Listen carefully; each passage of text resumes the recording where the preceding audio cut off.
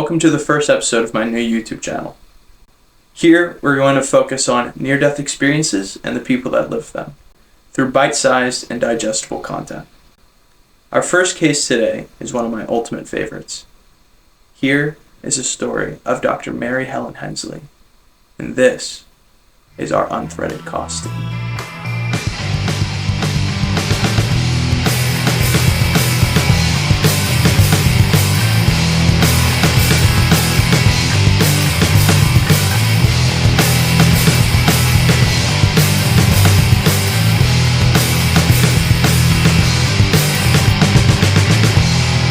What did you say just a minute ago?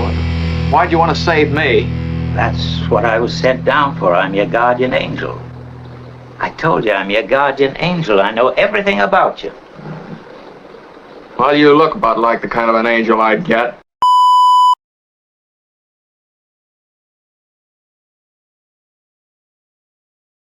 On December 14th of 1991, 21-year-old Mary Helen was on her way to a Christmas party. Mary Helen was a new college graduate, and as she was coming up to a traffic intersection, she sat at this red light and waited. Mary Helen was on Highway 17 in Charleston, South Carolina that night. There were lots of lanes going in opposite directions, and as she was totally decked out and dressed in a nice Christmas outfit for this party, Mary Helen makes her way across the traffic. She made it past the first lane. She then made it past the second lane. But in the third lane is where death came for Mary Helen. Lo and behold, a car that was coming towards her had no intention of stopping. At 75 miles per hour, Mary Helen was T-boned on the driver's side. When she saw the incoming car, Mary Helen states that she had an instinctual knowing that she was about to die. But weirdly, there was no panic or fear. However, there was a sound. A beautiful drone that resembled alien pipes. And as this sound played, everything in the perception of Mary Helen slowed down. Time stopped around her, and the cars did too. She had all the time in the world to understand what was happening around her. Mary Helen felt in control, like she was directing her own death. And in that moment of stillness, she naturally understood that she could either stay in her body and experience the car crash, or she could exit her body and watch it all unfold around her. Obviously, Mary Helen chose the latter. Take note though, Mary Helen had the privilege to make a choice. In this moment, Mary Helen realized that she was not in her body anymore, or in her words, the suit. Once this decision was made, Mary Helen describes that time sped up and the car came hurtling towards her. However, she was already out of her body and observing from a bird's eye view. She watched her body become contorted and her head smashed through the driver's side window. All she could do was just watch.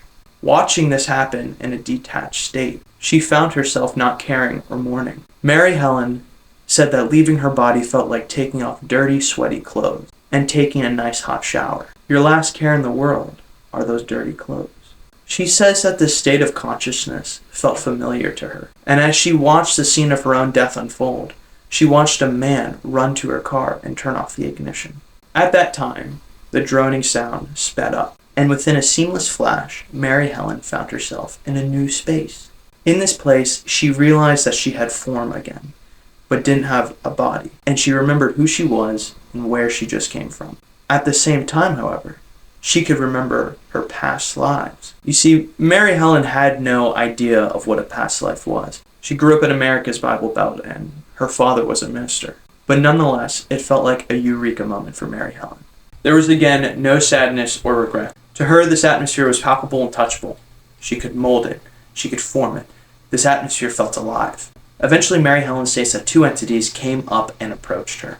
They conjured themselves as two old men. She says she recognized them, but couldn't think of a name. As she was trying to remember, she said the two old men were nodding their heads, waiting patiently.